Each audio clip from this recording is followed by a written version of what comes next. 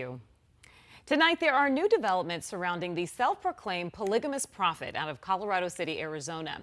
Samuel Bateman is currently behind bars awaiting trial, but now one of his associates in the alleged scheme has pleaded guilty to sex trafficking minors across multiple states.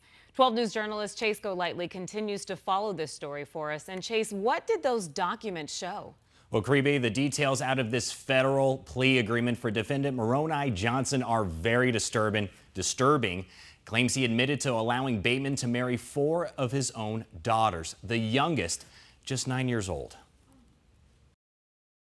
Moroni Johnson is a known acolyte of Samuel Bateman, the self-proclaimed prophet of the Polygamous FLDS Church based out of Colorado City, Arizona. Said to have dozens of followers and more than 20 wives.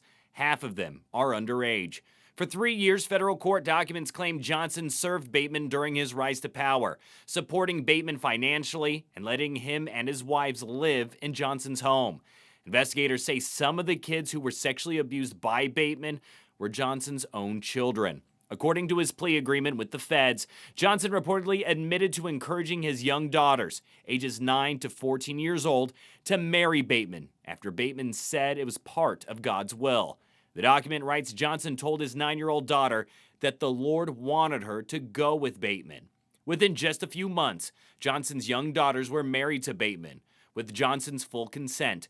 Documents claim Johnson, while on a group call that was uploaded to YouTube, said he surrendered his kids to Bateman. We found a copy of that audio on YouTube. They do belong to Father Samuel.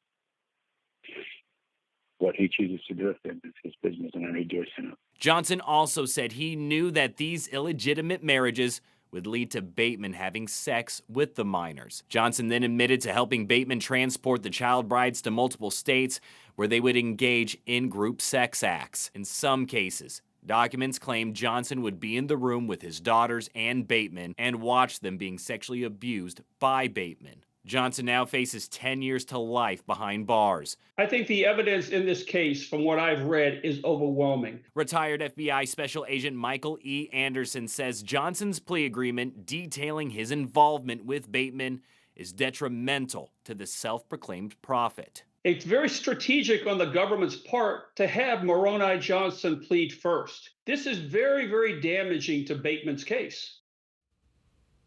And we also learned tonight some of Bateman's adult wives have also made plea agreements for some of their crimes.